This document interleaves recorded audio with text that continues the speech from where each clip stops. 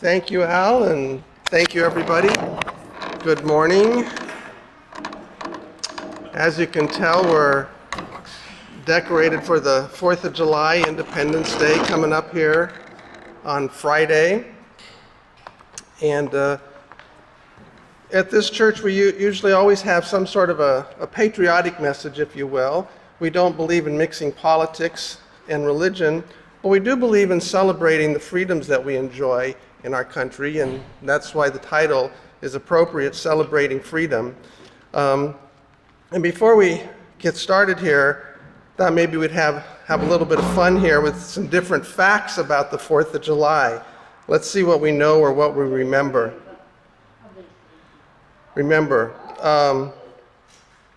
Here's an interesting one. The first public 4th of July event at the White House took place in 1801.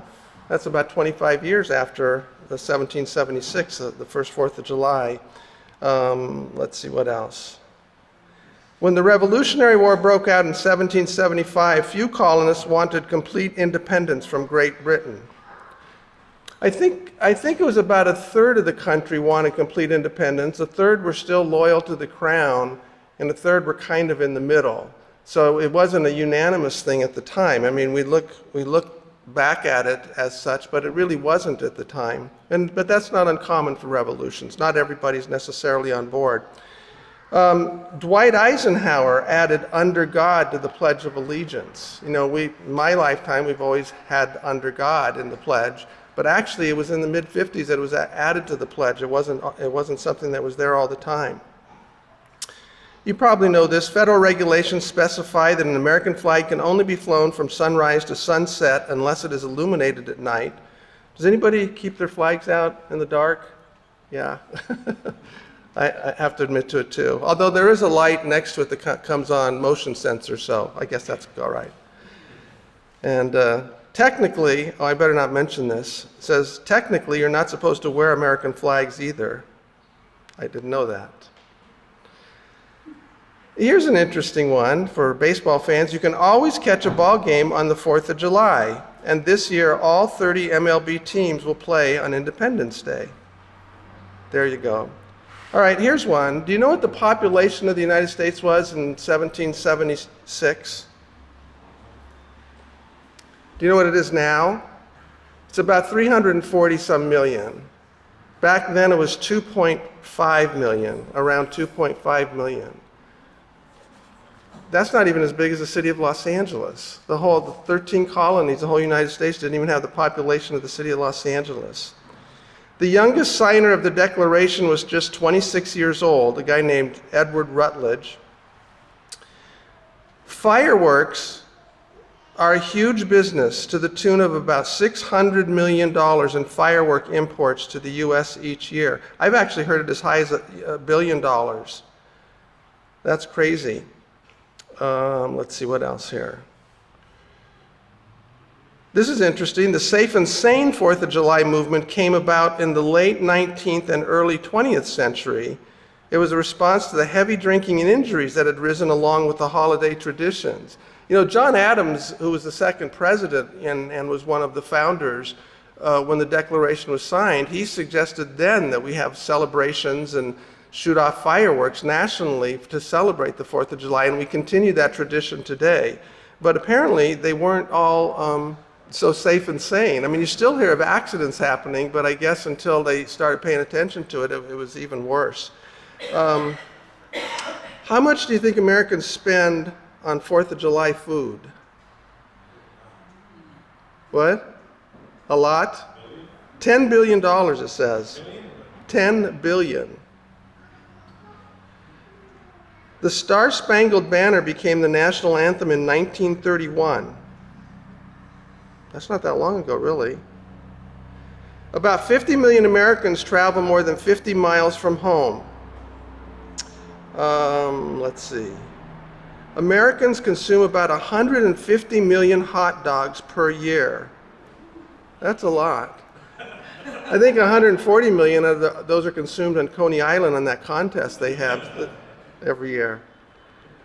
Let's see. What else here?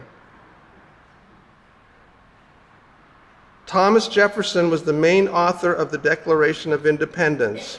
There were 4 others on the drafting committee: Roger Sherman, Benjamin Franklin, John Adams, and Robert Livingston. But Jefferson was the one who wrote it. He's credited as the author. And Pastor Harvey reminded me of a quote that President Kennedy had.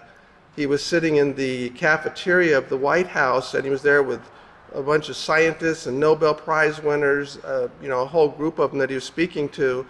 And he said, "This is the most brain power that has been in this room since Thomas Jefferson dined alone."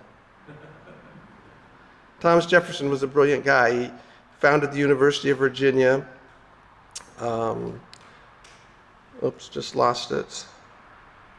Someday I'll learn how to use a computer. But those are just some fun facts I thought we would start out with here, just to kind of give us a little idea. It's interesting because we do have the parties and celebrations on the 4th of July. It's just a fun holiday. I've always thought of it that way. But it has a lot of meaning too when we stop and think about it.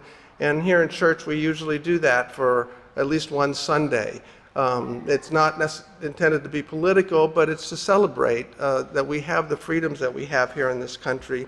And freedom is a concept from the Bible.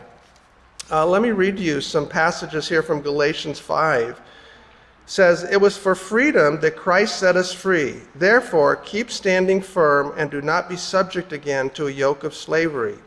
Behold, I, Paul, say to you that if you receive circumcision, Christ will be of no benefit to you.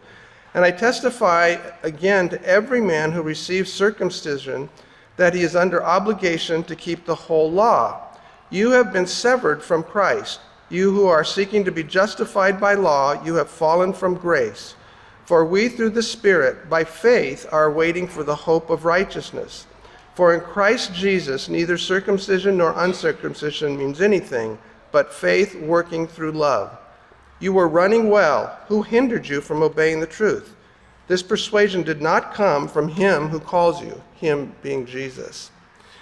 And so what Paul is talking about here, his letter to the Galatians, the church in Galatia was a thriving church, but as you know, the early Christians were Jewish, or maybe no religion, but it came from Judaism. And what was happening is the Jews were trying to get the new Christians to observe all the old Jewish laws. And Paul's saying, no, that's not what it's about. Circumcision, for example, which is a big thing in the Jewish religion, he's saying, you don't have to do that. That's not why Christ came. Christ came to make you free. Now, he came to make you free from sin. And all of the ceremonial laws that the Jews had, that God put in place for them to keep them spiritually pure before Christ came, those aren't what saves you. What saves you is God's grace through your faith in Christ. And that's what you need to pay attention to. You don't need to convert the Christians, the early Christians, to go back to following all these Jewish laws. So with this freedom comes a certain amount of responsibility, right? Now that you're free, does that mean you can just go violate any law? Well, what does Paul say about that? He says, "For you were called to freedom, brethren, only do not turn your freedom into an opportunity for the flesh, but through love serve one another. For the whole law is fulfilled in one word, in the statement, you shall love your neighbor as yourself." The freedom that we have isn't unrestrained license to just go do whatever we want and sin, and commit sin and do what's wrong. It's to serve one another and to serve God. We're free from the bondage of sin. That's what Paul is talking about. We don't have to be entrapped by sinful, lustful desires. We can be free to serve God and to serve others. I'll read that again.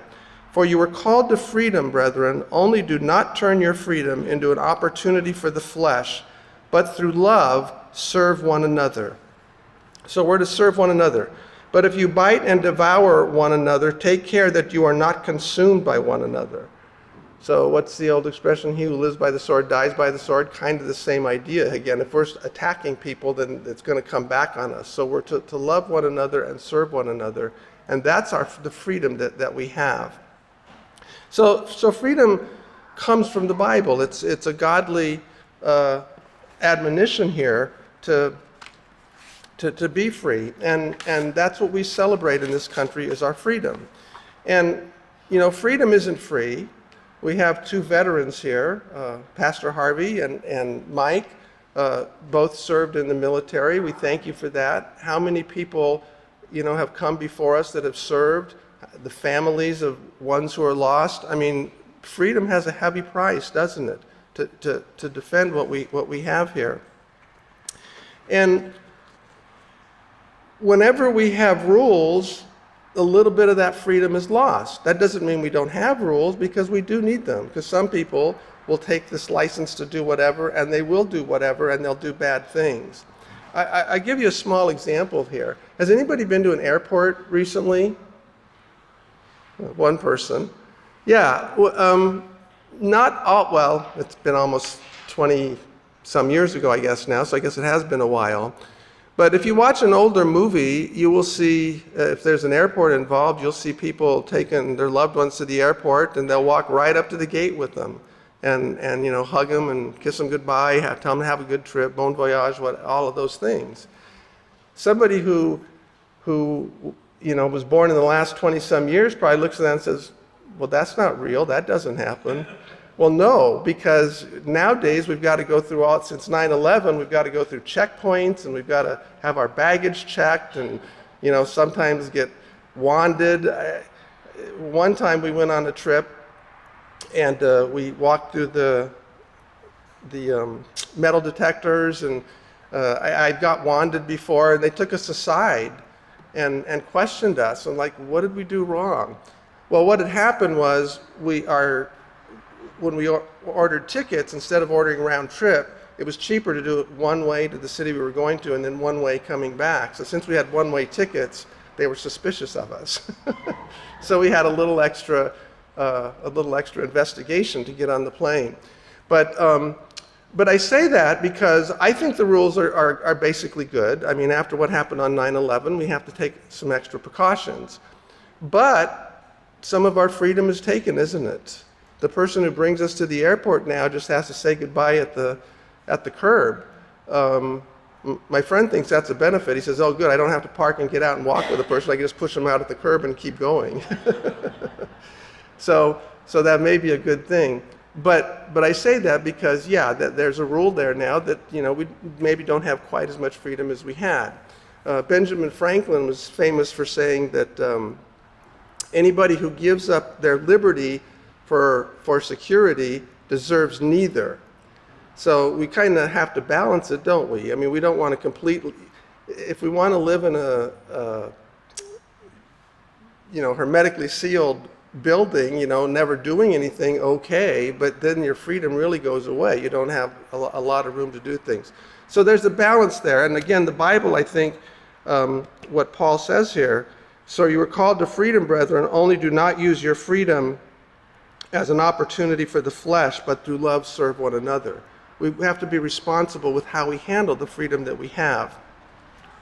In our nation, I've said this before, you've heard me say it before, and I continue to say it, I call America a Christian nation. To be honest, I don't think that was really a controversial statement some years ago. Nowadays, if you pay attention to the news, people take offense to that. There's a term out there called Christian nationalism that I think has a bad name to a lot of people, because they think it's people trying to turn this country into a Christian theocracy, which it is not. But by Christian nation, I guess people have different takes on what that means to be a Christian nation. And let me read something to you. I'm going to take the other side here for a few minutes. This is from the AP, the Associated Press, and it's just kind of a questionnaire. It says, does the U.S. Constitution establish Christianity as an official religion? The answer is no. What does the Constitution say about religion? And it says, Article 6 says, no religious test shall ever be required as a qualification to any office or public trust under the United States. And then the First Amendment says, Congress shall make no law respecting an establishment of religion or prohibiting the free exercise thereof. That's an important sentence to remember. I'll read it again. Congress shall make no law respecting an establishment of religion or prohibiting the free exercise thereof. So that's in the Constitution, in the Bill of Rights. The next question, it says, well, if the First Amendment says it, does it apply to the states? And this is interesting. It says, it does now. Early in the Republic, some states officially sponsored particular churches, such as the Congregational Church in Connecticut and Massachusetts. Within a few decades, all had removed such support. The post-Civil War 14th Amendment guaranteed all citizens equal protection of the laws and said states could not impede their privileges or immunities without due process. In the 20th century, the Supreme Court applied that to a number of First Amendment cases involving religion, saying states couldn't forbid public proselytizing, reimburse funding for religious education, or sponsor prayer in public schools. Question, what does it mean to say America is a Christian nation? It depends on whom you ask. Some believe God worked to bring European Christians to America in the 1600s and secure their independence in the 1700s. Some take the Puritan settlers at their word that they were forming a covenant with God, similar to the Bible's description of ancient Israel, and see America as still subject to divine blessings or punishments, depending on how faithful it is. Still others contend that some or all of the American founders were Christian, or that the founding documents were based on Christianity. So what about the colonies? Several had Christian languages in their founding documents, such as Massachusetts, with established churches lasting decades after independence. Others, such as Rhode Island, offered broader religious freedom. It's also arguable whether the colonies' actions lived up to their words, given their histories of religious intolerance and the beginnings of centuries-long African slavery and war on Native Americans. And what about the founders? The leaders of the American Revolution and the New Republic held a mix of beliefs, some Christian, some Unitarian, some deistic, and otherwise theistic. Some key founders, like Benjamin Franklin, admired Jesus as a moral leader, but would fail a test of Christian orthodoxy. Many believed strongly in religious freedom, even as they believed that religion was essential to maintain a virtuous citizenry. Were the Declaration of Independence and the Constitution based on Christianity and the Ten Commandments? References to the Creator and nature's God in the Declaration reflect a general theism that could be acceptable to Christians, Unitarians, deists, and others. Both documents reflect Enlightenment ideas of natural rights and accountable government. Some also see these documents as influenced or at least compatible with Protestant emphasis on such ideas as human sin, requiring checks and balances. In fact, believers in a Christian America were some of the strongest opponents of ratifying the Constitution because of its omission of God references. Were most early Americans Christian? Many were and many weren't. Early church membership was actually quite low, but revivals known as the First and Second Great Awakenings before and after the Revolution won a lot of converts. Many scholars see religious freedom as enabling multiple churches to grow and thrive. Let's see. Was it only conservatives citing the idea of a Christian nation? No, many proponents of the 20th century social gospel saw their efforts to help the needy as part of building a Christian society. The Reverend Martin Luther King Jr. wrote that civil rights protesters stood for the most sacred values in our Judeo-Christian heritage. And what do progressive Christians say today? Christian nationalism has traditionally employed images that advocate an idealized view of the nation's identity and mission, while deliberately ignoring those persons who have been excluded, exploited, and persecuted. And that was from the National Council of Churches. So this article is questioning our Christian heritage and saying, well, not really. I mean, the Constitution doesn't mention God. And even the Declaration, which does mention God, it says, well, they're just kind of generic terms. They're not really that meaningful. So yeah, it doesn't count. You know, were the people Christian? Well, not so much. And our founders, they weren't really good Christians, so we can't really count them. That's kind of what the tone of this article is saying. And I don't buy it. if you look at the history of where we've been and what we've done, and look at other studies, I think the evidence is overwhelming that our nation was started with Christian ideals in mind. It was also started for freedom of religion. I read to you the First Amendment there. Congress shall pass no law enforcing religion. The first people that came to the U.S., the Pilgrims and the Puritans, why did they leave England? Religious persecution. They wanted to be free to worship, how they saw God telling them to worship. That's why they came here. In England, they had a king. In England, they had a church that was run by the king. So you had to, do what they told you to do. Supposedly, God led the king, but we know what happens when you have too much authority in one human being. That's how the Protestants got started, and that's the first people that came to America. Now, by the time the Declaration was signed, that was, a few hundred years later after the first settlers came here. But nevertheless, these were people who were Christians and believed in God.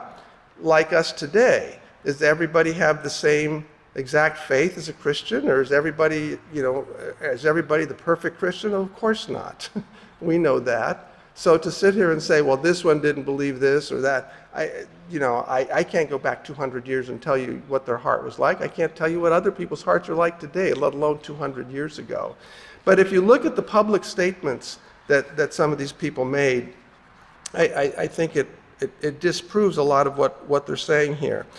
Here's some information that talks about what do Americans believe about this information. 6 in 10 adults said the founders originally intended America to be a Christian nation. Now, this is according to a 2022 survey. So 60% of us believe that Americans, that the founders intended us to be a Christian nation. 45% said the U.S. should be a Christian nation, but only a third thought it was one currently. So that's interesting. Among white evangelical Protestants, 81 said the founders intended a Christian nation, and the same number said that the U.S. should be one, but only 23% thought it currently was one. Now, some of that might be people who don't think it's a Christian nation. I know there's some believers who think we were founded as such, but we've gotten off track to the point where maybe we're not living like that at this point.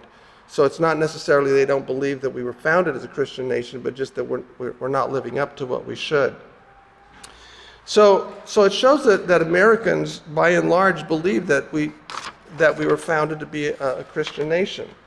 The U.S. Constitution is a secular document. It begins, "We the people," and this is another argument for us not being it.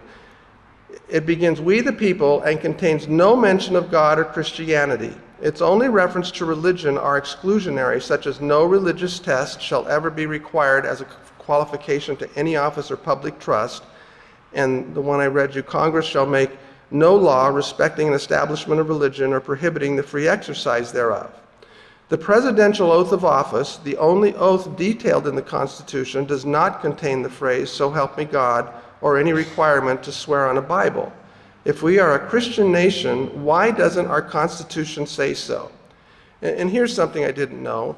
It says in 1797, America made a treaty with Tripoli declaring that the government of the United States is not, in any sense, founded on the Christian religion. This reassurance to Islam was written under Washington's presidency and approved by the Senate under John Adams. And this guy named Franklin Lambert says, "By their actions, the founding fathers made clear that their primary concern was religious freedom, not the advancement of a state religion. Individuals, not the government, would define religious faith and practice in the United States. Thus, the founders ensured that in no official sense would America be a Christian republic."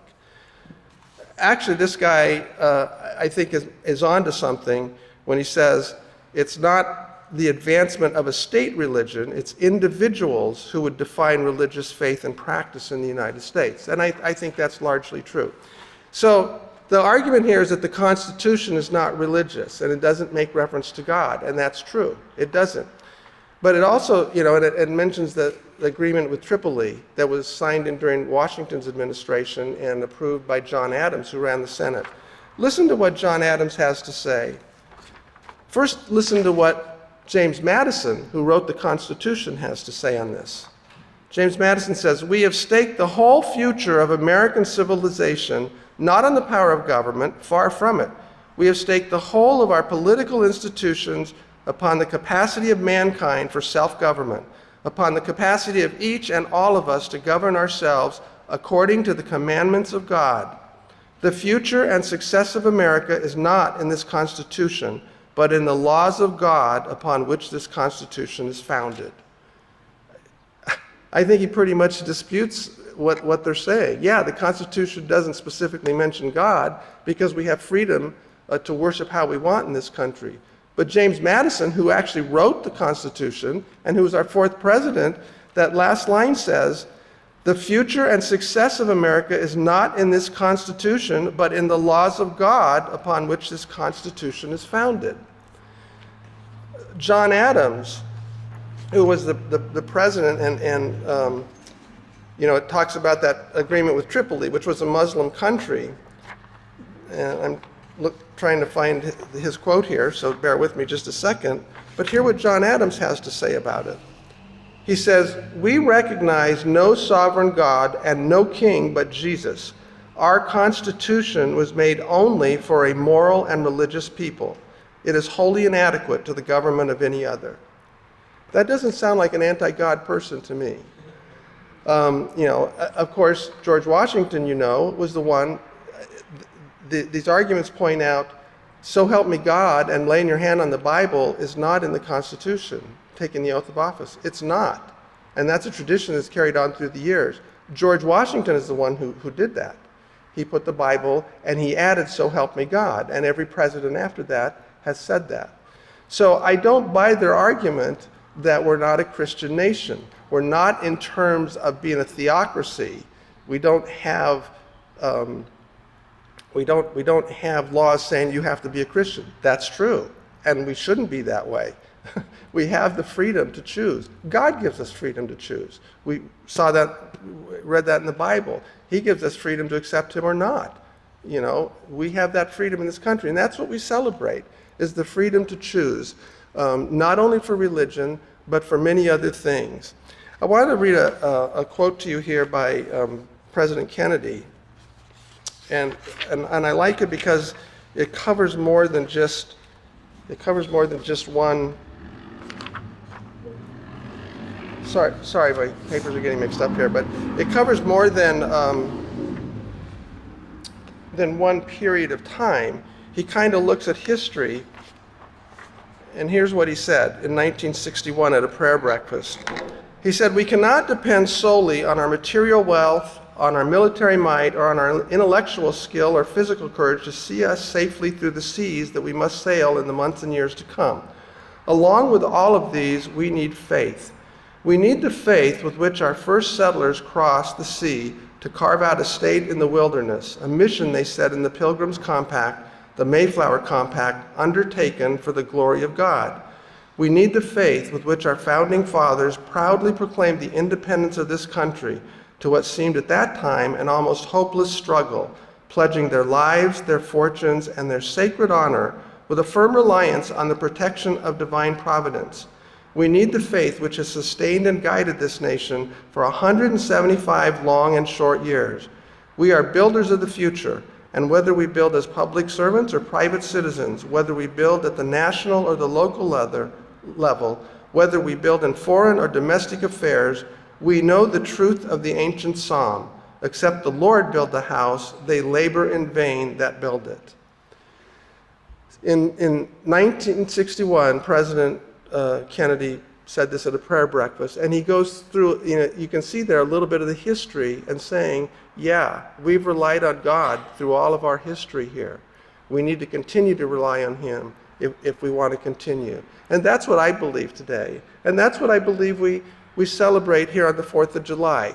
I don't want to conflate religion and patriotism and all of that, but we celebrate and the 4th of July because we celebrate the freedom that we have to worship God. That's just one of the many freedoms that we have. And you know that. We have the freedom to assemble, to travel, to do all of these sorts of things. But from a church perspective, the freedom of religion really is the most important, isn't it? Because that's where all our values come from. And to pretend that we as a nation at our founding didn't buy into that is, I just think, a modern, well, it's kind of been debated throughout the years, although maybe not as much as it is today. It's just a fallacy, and don't let people fool you. The note that said that the words divine providence and our creator, which are the words used in the Declaration of Independence, something else, and we're running out of time here, but it says, no, the people of that day knew what they were talking about. It wasn't just some general reference to religion. The people who read the Declaration in those days, they knew what that was referring to. Thomas Jefferson, who wrote it, Pastor Harvey has said he's cut out sections of his Bible or something that he didn't agree with. So yeah, obviously that's not Orthodox Christianity, but he knew what he was writing. He wasn't just, flippantly using some terms. They knew what they were writing. So don't let anybody fool you. Even our patriotic songs that we sing today, did you notice? Maybe not. I noticed because I was paying attention to this stuff. But did you notice the references to God in all of them? This wasn't something that was written last month or 200 years ago. They're written at different times throughout our history. The Battle Hymn of the Republic was, at the time of the Civil War or right after. America the Beautiful, I think, was the early part of the 20th century. Lee Greenwood's song was written, in the 70s or 80s or something? So this is throughout our history. You can see our reliance on God. And I think it's important that we do that. We'll celebrate the 4th of July. We'll have fun with our families or fireworks. I heard that the Rose Bowl's not doing fireworks this year. They're doing a drone show instead. However you celebrate. A lot of people like to go to the beach. Whatever you do, maybe you stay home and watch them on TV. Whatever you do, that's great. That's fun. We have fun. And we should celebrate America because America has done so much good for the world. Do we have faults and problems? Sure. We as individuals, you take anybody none of us are perfect, but there's also a lot of good to be thankful for. And that's what we celebrate. We're thankful to God. I'm thankful to God and thank Him every night that I'm born here and have had the freedoms that we have. And thank God that here we are in church today. We could be doing anything. We could be out on the golf course, or we could be, sitting home in our pajamas still. But instead we come here to worship God because that's what we find to be important and we think is important, and we have that right. And I'm grateful for it. I hope you're grateful for it. And let's celebrate it this week, and particularly on the 4th of July. I think we have a closing hymn.